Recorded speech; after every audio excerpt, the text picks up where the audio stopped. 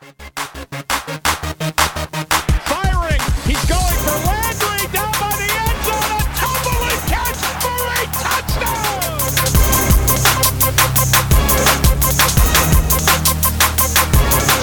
He's to the 30, 20, 10, 5, touchdown.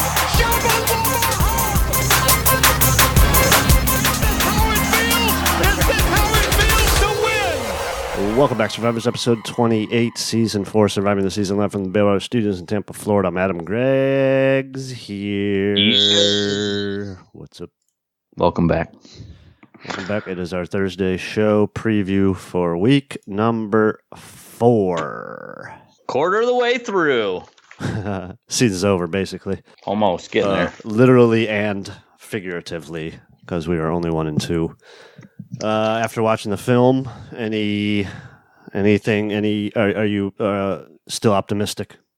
Very optimistic. So going back, watching the film, I feel a lot better about where we're going. I think, I was very irritated at Freddie for some of the calls. After I got a chance to rewatch it, still irritated about the 4th down draw.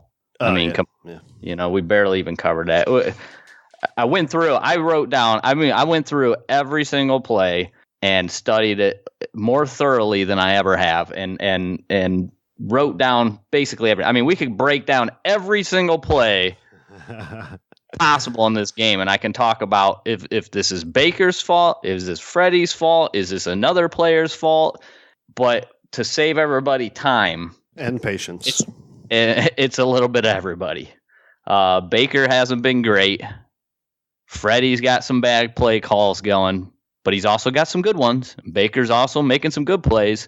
And the one thing that, the big thing that we really, we're always placing blame on our players and going, well, they did this or they messed this up. How? And I don't think we credit the other team enough. You got to remember, we're playing the Los Angeles Rams here, who actually have a pretty solid defense, and they have one wrecking ball in that everybody knows across the league, and he blew up at least a handful, at least 5-6 plays.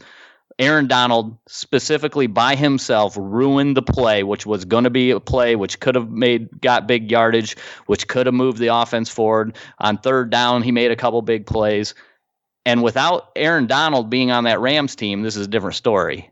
But this is what happens in the NFL. You have to play these great players. This is what's so great about having a Myles Garrett for us, right? He's our Aaron Donald. He's the guy that shuts down the offense. And it's not like, you can look at it. Cush got beat a number of times by Donald.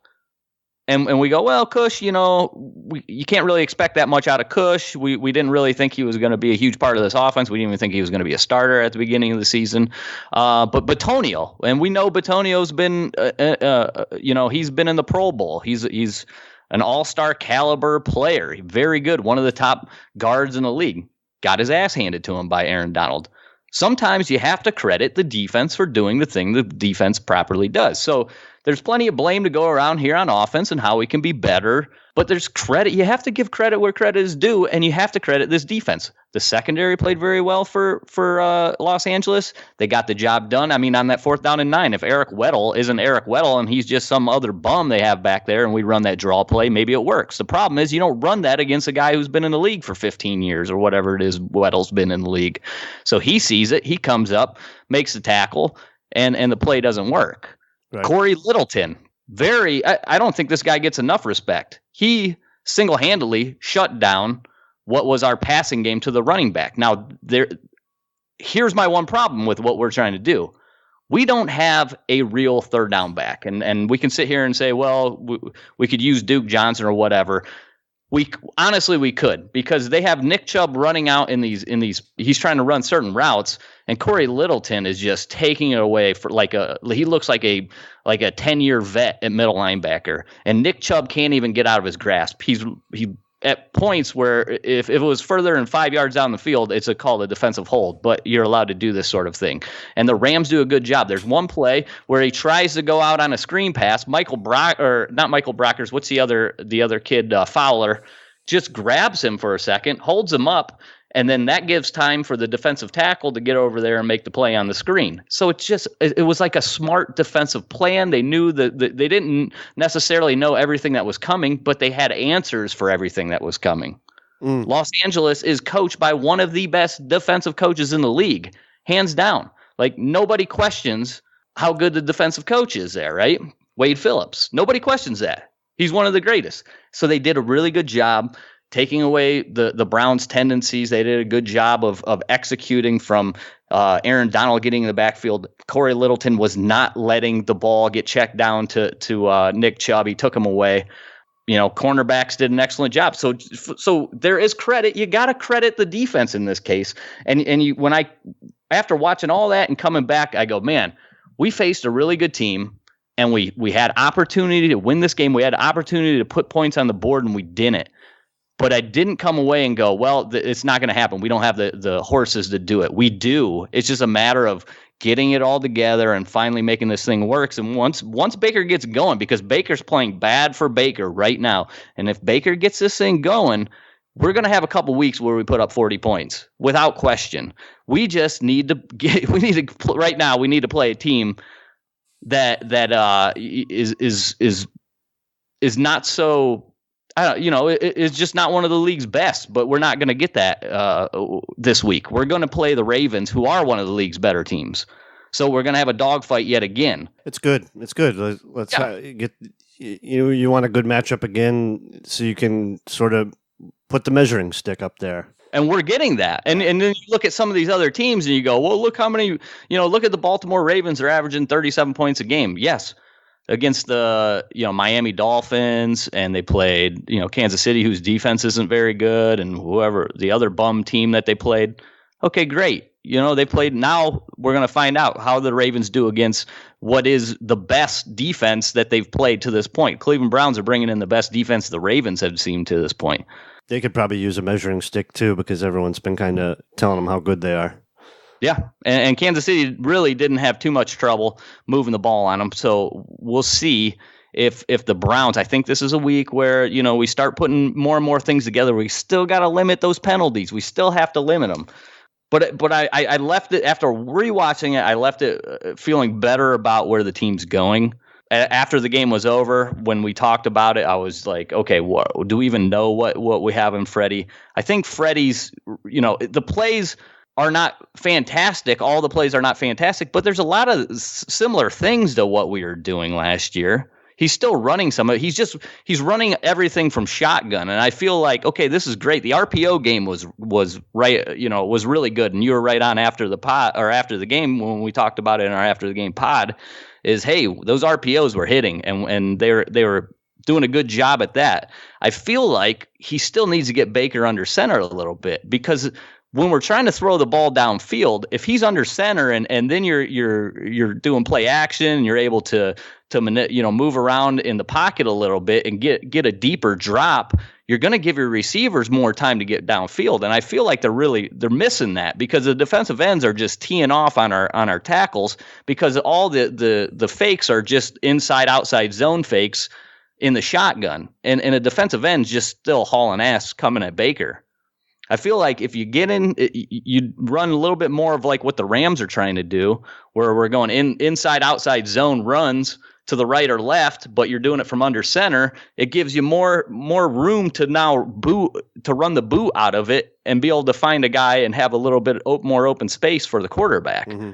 I don't think they're giving the offense, the wide receivers, enough time to necessarily get down on some of these plays. There's guys that are open, man. They're open. It's just a matter of having we get these guys open, and then somebody's coming and blowing up the play. The right guy who filled in at right tackle, I mean, he gave up a couple of them, and this guy McCray, who's really a guard, he's out here playing right tackle. Even if it's Hubbard, probably still giving up some pressure, but Fowler took it to him a couple times and blew up plays, which could have been big gainers. Looks like we're getting Hubbard back this week. It appears, anyway. And I don't know how much better that is. I think we're still, the Browns are really showing their weaknesses. Our tackles are weaknesses. Right now, tight end's a weakness. I felt like Ricky Seals-Jones probably needs to play a little bit more. He's about the only pass-catching option we really have there, and he looks smooth as a receiver. There's things where Freddie could have done better. I mean, the one thing we didn't talk about in the after-game pod is the fact that you got to that second down and 9, late in the game, the ball's thrown to Seals-Jones, Ricky Seals-Jones, who's pushed early by Aqib Talib. Do you remember that one? And they could have had a pass interference call. Yeah.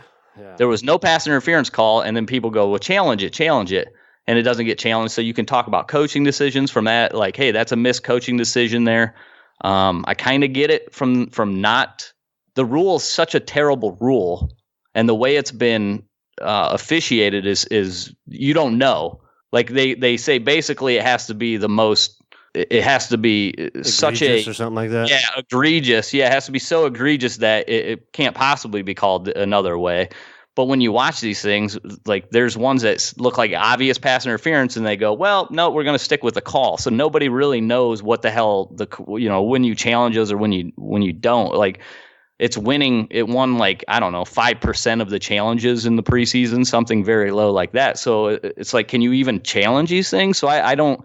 It's hard to question Freddie on a play like that when he just thinks, well, we're just going to lose it anyways. I've seen this happen. I've seen all the calls, and these things never get overturned. Yeah, they're not doing well on it. Yeah, I think everyone's trying to figure out what the word is. Like, is it literally they're only going to overturn plays like the ones with the Rams Saints or whatever last year? But even then, I'm telling you, like some of them, I don't even know if they would call that on some of these things. Yeah, I know. It's the dumbest rule. Why they even added it? It's just more things that the NFL has ruined. Let's be honest. Yeah.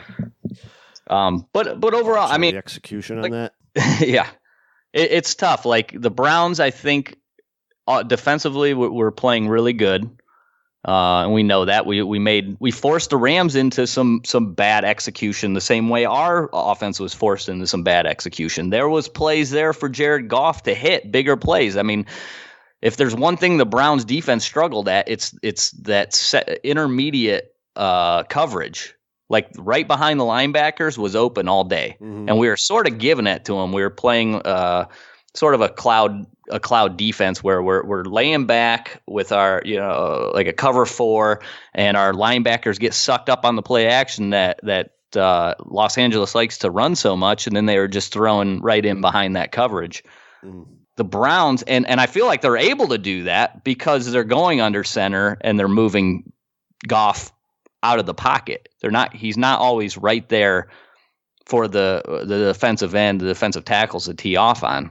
They're giving you the play action fake and it gets you going one way. And the Browns, I still think the Browns are lacking that. They need to get more of that. Getting the defense going one way and then coming back the other way for some easier throws for Baker. I think a lot of these throws are just if he's getting time, he's making a throw, and when he's not, it's like the guys aren't as wide open. You see those Los Angeles Rams receivers running. I mean, there's nobody around them in some of the cases. Yeah. So I came away feeling better. Like I said, I think we're close. Freddie said it in one of his press conferences. He thinks we're close. I agree with him. I think this team, this offense is really close to finally getting the ball rolling and finding out what we really are. Yeah, maybe this is the week when let's hope so. We're the big underdog this week. So now the Browns aren't the targeted one. I guess we were underdogs against the Rams too, but only 3 points. Yeah, this is a much bigger spread this week, right? 7. Yeah, that's crazy. Get your money in on the Browns, man. I'm loading them up. We're thinking about buying a house. I'm going to take my down payment money, put it on the Browns. Tell the wife, we can't lose this one. Yeah. Easy money here. I guess the Browns are 1-2 against the spread, so. Well, we're due then. That's what that tells me. Did you get a chance to go back and watch the game? Did you see anything? I watched some of it, yeah. No, because I didn't write anything down, so. Oh, excellent work. Yeah. It's been we got big things in the works over here for real life, so we'll have more on that later. But yeah, I had about 45 minutes last night, and I watched I just sat and watched the All-22 and kind of just took it in, but I didn't really note anything specific. I just sort of wanted to watch it again. Yeah. I thought Justin Burris actually played. How about, so Randall has missed, was that 2 games Randall missed now? 2, yeah.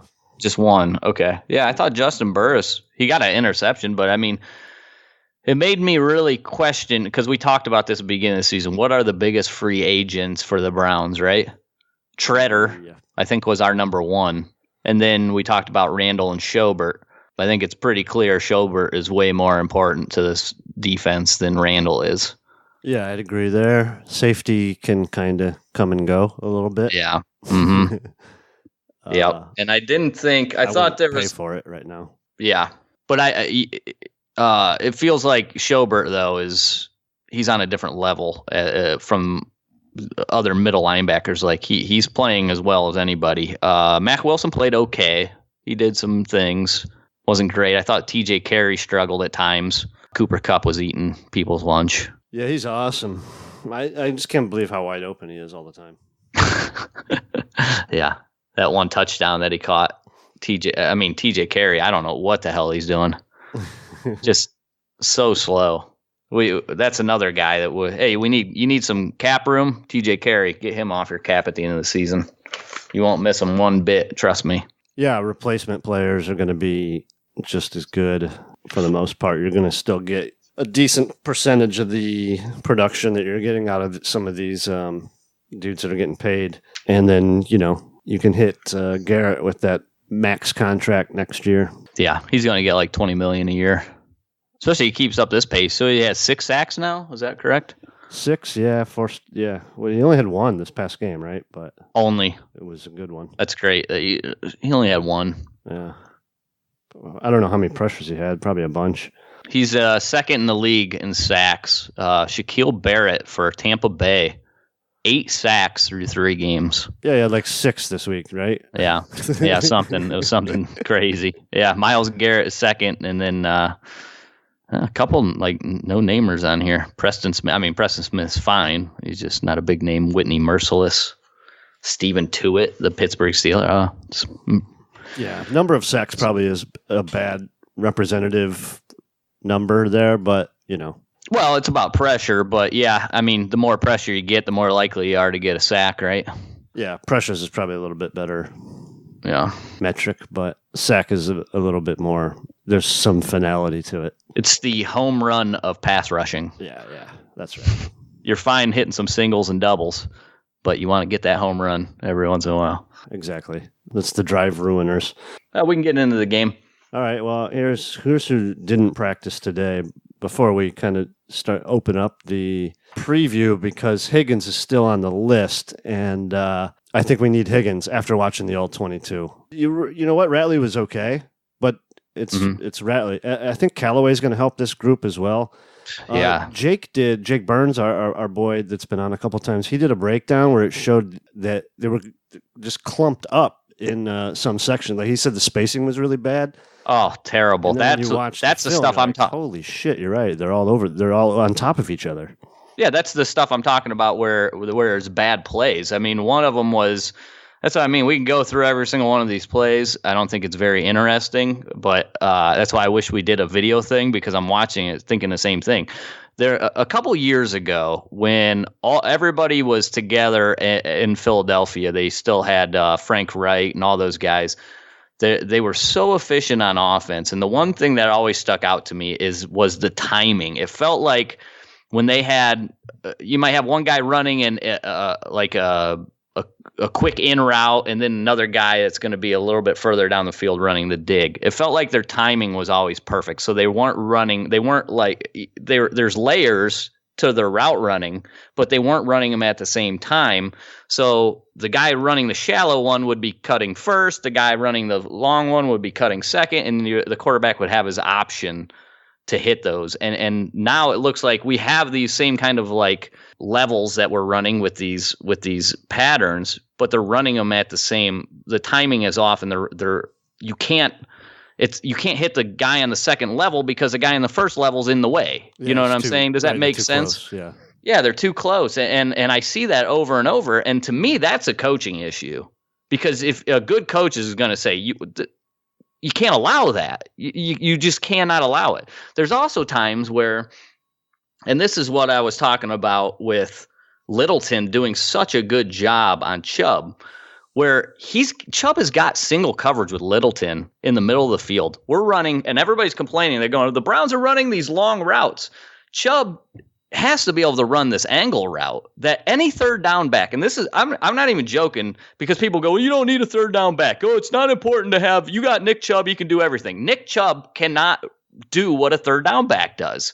Mm-hmm. He is not a route runner. He can catch the ball just fine on screens and stuff like that, but he's not a good route runner. He doesn't understand the intricacies of doing that right now, this point in his career. Maybe one day he will, but there's a reason why the Saints play Kamara so much in this role, and New England will use White in this role and take out Sony Michel, because Sony Michel is good at being a running back, not the modern era running back necessarily, not the Darren Sproles type running back. You need that guy that can get out into that pass route, and you just make that middle linebacker whiff.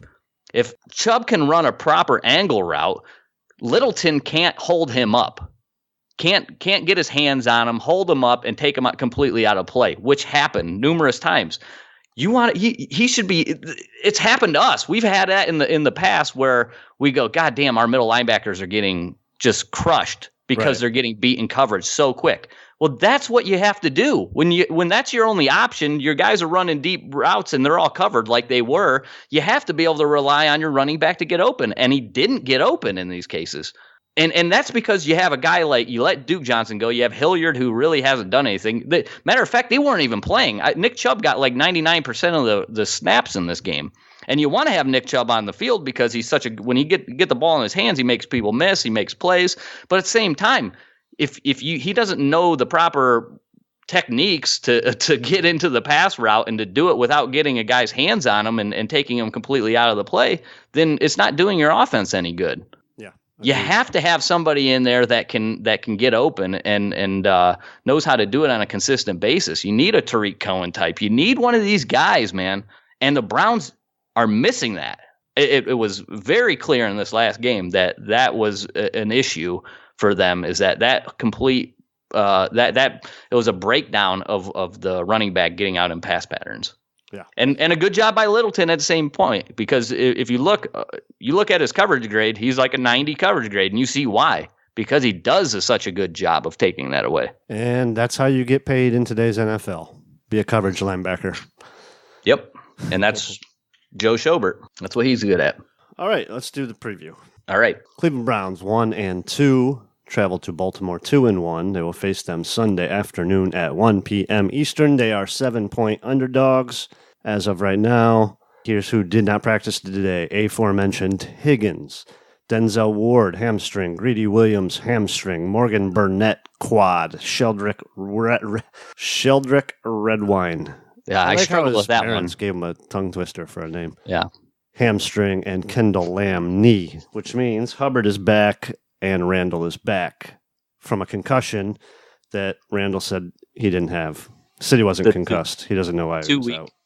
2-week non-concussion. Or he's concussed so bad he didn't know.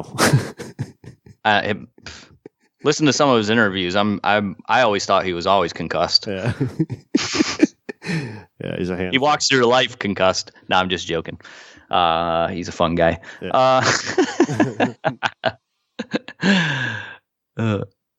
Yeah. That's strange. I wonder what the doctors say about that. I wonder what the actual, what are the steps you have to go through to prove that somebody has a concussion? I'd like to know. Have you ever had a concussion? I've never had. I don't think so. No. Yeah. I've definitely seen stars a number of times and they say that's a concussion, but I've never had a diagnosed concussion. Right. Okay. Yeah. Me neither then. Yeah. I remember one time we were playing football in the backyard and Dad was out there with us and I went to try to make a catch and my head banged off the bat. I remember having instant headache, right? We're probably 8-10 years old. I just remember Dad being like, "Get your ass up." I'll rub some dirt. All right, I'm good. Because kids, you didn't get concussions back then. Nobody wore a helmet. Nobody knew what that was. You know? Yeah. God, now if my kids don't have a helmet on their bike, the police will stop by and want to arrest me. I know, right? Yeah. We never wore a helmet. And Never. so chances are I have a ton of concussions. I have no idea. Yeah. So that's who's out for the Browns. Ravens. Let's see here. I don't really have a very good. Let's look at their depth chart. Mark Andrews, the tight end, questionable. Marlon Humphrey, the corner, questionable. Jimmy Smith is out on the other side.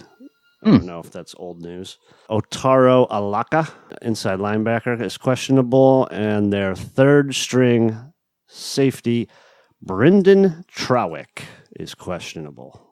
Oh, geez. They lost Brendan Trawick. Now what are they going to do? Yeah. They've got quite a 53-man roster. They have a ton of defensive backs. Yeah, they don't mess around, dude. They definitely load up for special teams. They're very good. Year in, year out, they're one of the best. Let's see what they are. DVOA, so this is the Football Outsiders ranking. Baltimore is number 2 ranked special teams. And if you go by that ranking or even the Pro Football Focus, every year Baltimore is one of the highest ranked special teams units because they go spend assets on special teams. Oh, interesting. Remember how we were historically one of the worst last year for at least the first half of the season, and then they started to get their act together? Do you know what the Browns Football Outsiders special teams rank is this year? 3. Can you believe it?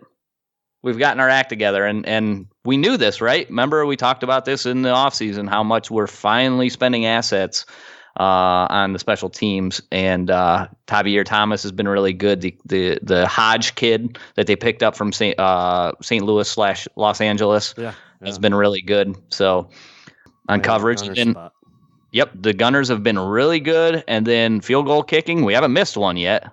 No. Oh wait, we missed an extra point, right? Just an extra point, yeah. Extra point, and the punting. You know what? Punting was not that great against Los Angeles. Oh, so he didn't get special teams player of the week? He's really not that good at pinning teams deep. Yeah. Like he's got, I think if you look at like kicks inside the 20, pretty solid.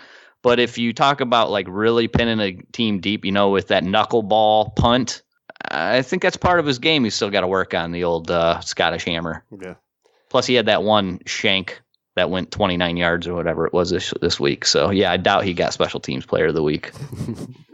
Well, he's a rookie, so. Yeah, well, he's been good, just not great. Yeah. Just not great. Yeah. But yeah, Baltimore's very good at that point. Jim Harbaugh being Jim Harbaugh, John Harbaugh, the good coach, John Harbaugh, being a special teams coordinator before he came into this job probably helps that out, and I'm sure he places the emphasis on it. Yeah. All right, we can probably go through their defense since we started there. Okay. Very good. I mean, you brought it up, like a major plus for this team is the secondary. I mean, you bring in Earl Thomas this year, you know Earl is going to try to bait Baker into a throw. He does that. I mean, that's his go-to, right? Earl Thomas is a ball hawk, so he's gonna try to find a way to bait Baker into a throw this week, one way or the other. Brandon Carr. Again, he's been a long time, veteran, so he's been around the game, plays good every single year. He's having another decent year. Tony Jefferson's been there for 3 years now as their strong safety. We took advantage of Tony Jefferson a couple times last year. Do you remember there was 2 breakdowns in coverage where we faked the wide receiver screen and threw it deep? There was one this week with Kansas City and Baltimore where they actually sucked up Earl Thomas on one of those. Earl Thomas, who doesn't normally get beat, but they did that to him. And I can't remember who it was that caught the touchdown pass for Kansas City, but they took advantage of the aggressiveness of this secondary trying to get turnovers. But yeah, the secondary, big, very good part of this defense. The defensive line is also always really stout. Michael Pierce, the defensive tackle, he's a pain in the ass when you're trying to run the ball. Guy who got after it last week, Matthew Judon, really took advantage of Cam Ervin playing left tackle for Kansas City. If you just go watch the 2 opening drives there, you just see Matt Judon eat Cam Ervin's lunch, back-to-back drives there. And then next thing you know, Andy Reid's giving all kinds of help over on the left side because Cam Ervin was getting taken advantage of. Very quick decision making watching that game with Kansas City versus Baltimore, where Andy Reid recognizes an issue, takes care of it right away. I would like to see Freddie, when this kind of stuff happens, Freddie also make these quick decisions on the fly, getting these issues taken care of. Yeah, actually do some coaching. Yeah, well, yeah, I guess you said it, not me. The question here is their linebackers, right? So they lose, what's his name went to the Jets? Mosley.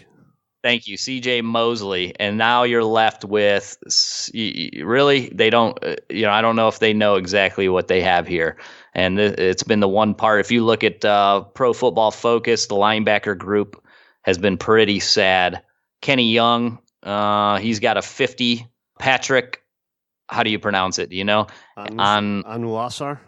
Onwuasor, okay, yeah. He's got a 48.2 rating. Chris Board has a 44.4 rating. That's their linebacker crew. Just really the inside, the guys that are playing mostly on the inside. They have like edges that will stand up at times. They won't always blitz. They'll drop in coverage and whatnot. They have a very versatile defense in that aspect of it. So linebacking crew not great. I mean, they're probably missing C.J. Mosley a little bit, I imagine. Yeah.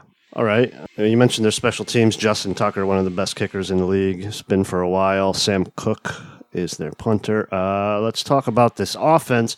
Lamar Jackson getting all kinds of love. Lamar Jackson, 63 out of 100, 863 yards, 7 scores, no picks for. Yeah, no picks yet, but he had a couple. Jackson. He had a couple balls last week. One Tyrann Mathieu had right in his hands that he dropped, and then there was one of those YOLO balls late in the game.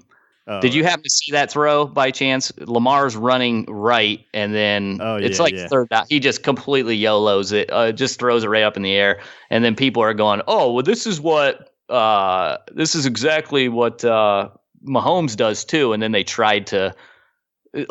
He just threw the ball straight up in the air. It was a Hail Mary pass. And then they try to compare it to Mahomes, who actually is throwing with velocity off balance and running to the side and throwing strikes. And they go, see, it's just like this throw. No. That throw is a guy throwing a 90-mile-an-hour bullet falling sideways. Mm-hmm. And then the other throw is a guy just going, dear God, let me just throw this up and hope somebody catches it. Yeah. There's a big difference. He had a couple of them. Yeah, so even though he has 0 interceptions, he should have a few interceptions. And he kind of struggled. Interceptable passes or whatever. He really had. Yeah, they find Baltimore does a good job of getting guys open. Because there's so much faking, there's so much play action going on. There's so much, hey, you think the ball's going this way, and we're going to scheme this open. They do a really good job at that, and Lamar missed some throws. So you look, and people will go, he's got a 63% completion percentage. He's a super accurate quarterback. Sometimes that's misleading. Yes, he's accurate when guys are wide open, but is that accuracy there if he's throwing into tight windows? Right. And that's where Pro Football Focus does a good job of tracking that stuff. Then that's where he struggled last year. Now, they don't put out those stats on a week-to-week basis, tight window throws, that sort of thing. But when you look back at last year where he struggled, those were the issues that he had. So you really got to make throws tough for him. That's what it comes down to. The Browns defense can't just give him these easy, all right, here's 10 yards, just lay it up to the guy. Yeah, and you also got to contain him as well because he will. Oh, absolutely. Yeah, 27 rushes, 172 yards. That's a 6.4 average, 1 touchdown. So the nice thing about Pro Football Focus is they break those down. So 17 of those are actual run attempt, where we're running with the designed runs with the quarterback, and then 10 of them are scrambles. So that gives you a good idea that, hey, 27 runs, 10 of them are from the pass game where there's nothing there and he's moving with his leg, and 17 designed quarterback runs through 3 games. So you're looking at about five quarterback design runs per game. And I like that. I like that if I'm the Browns, because you're running quarterback design runs. That means we're going to get to hit you. Yeah. And the more people that are hitting Lamar Jackson, the quicker he breaks down, because the guy can play. as a Browns fan, I don't want a guy to get injured. You know what I mean? I don't want his career to be shortened. But if you're going to run your quarterback, are you going to be able to rely on your quarterback long term? So keep doing it, Baltimore. Yeah.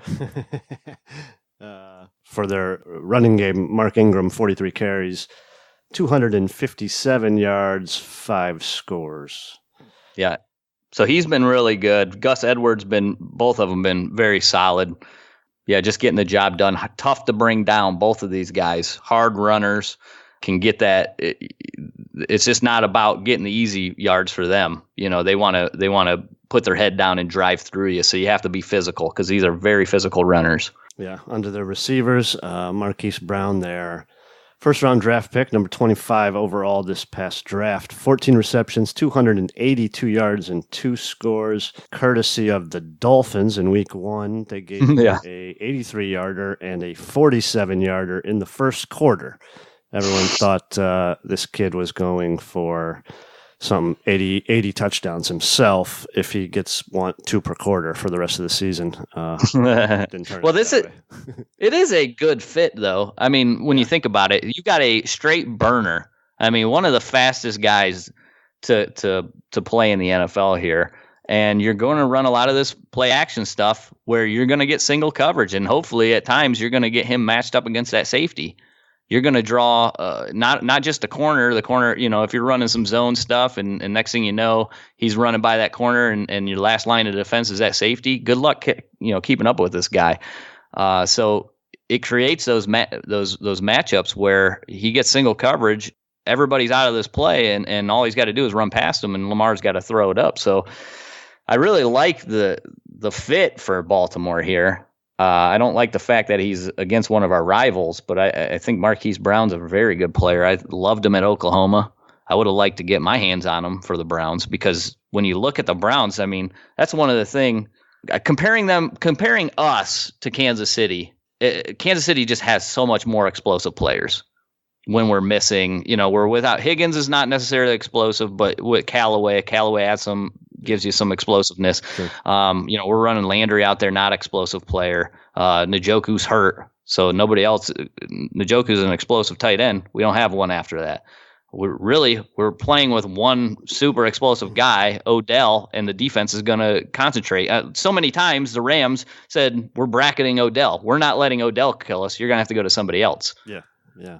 So good play. You can't do that against Kansas City because everybody's explosive. So the Browns, boy, would have helped to have a guy like Marquise Brown. Yeah. Willie Snead, one of the other guys who's been around forever, 93 yards. Miles Boykin, who I liked out of the draft. He's played in 3 games. He's only got 2 receptions for 16 yards and 1 score.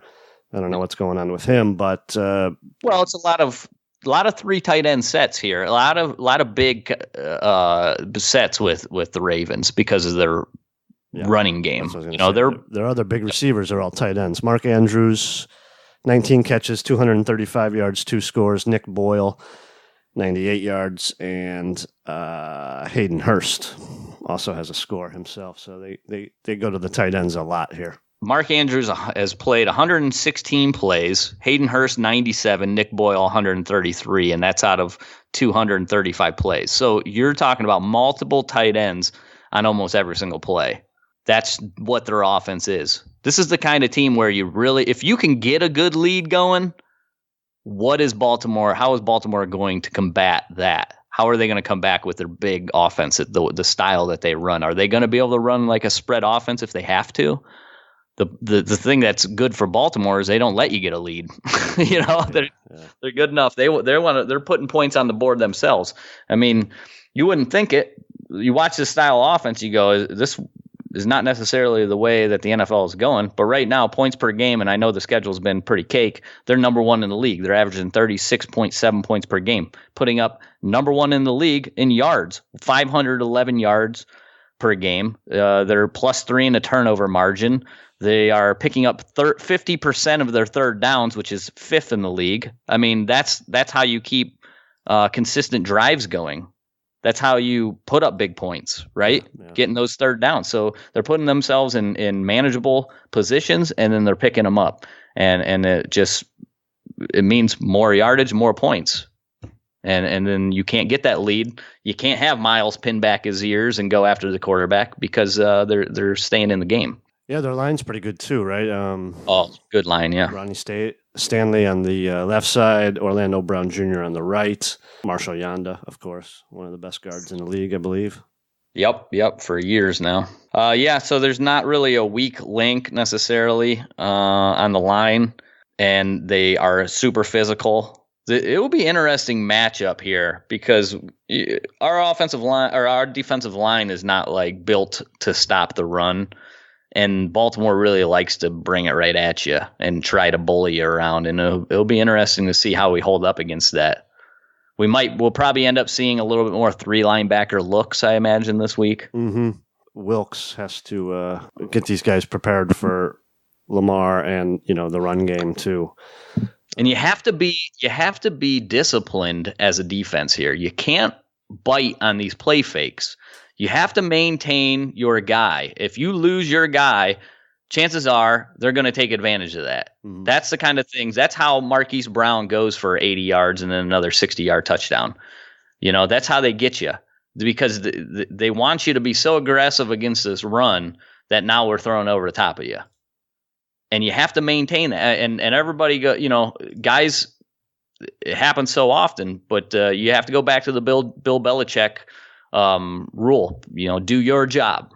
Do your job first. Do your job. What do the Browns need to do? What's the keys here? Well, I mean, that's the key. You have to maintain your gap in the run defense. You have to maintain your coverage.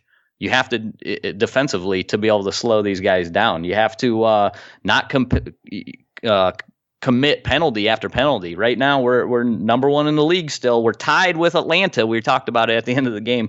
Are we still going to be number 1 in the league in penalties? Yes, we're number 1 in the league. 35 penalties on the year, 3 games. We got to bring that down. We can't keep killing ourselves this week.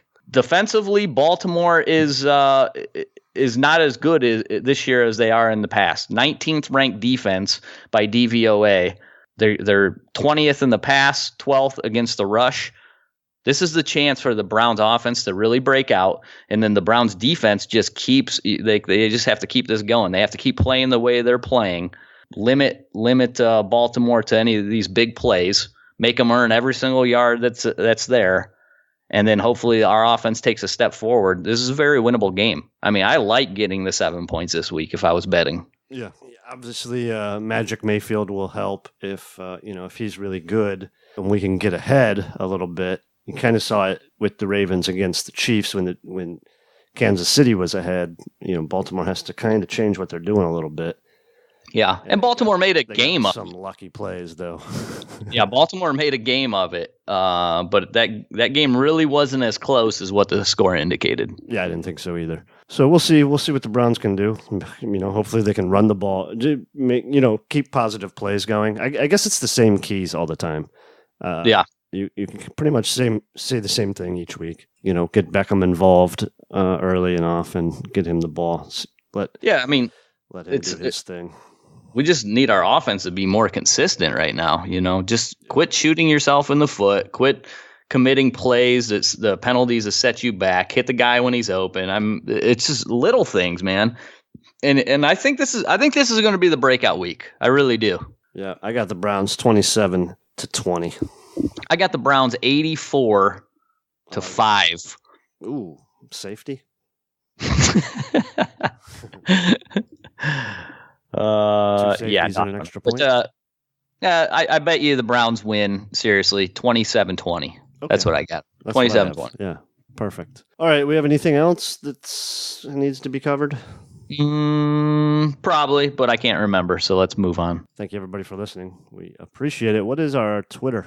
Our Twitter is @STS Podcast, and our email is theseason@gmail.com. Patreon.com/STS Podcasts if you want to support the show.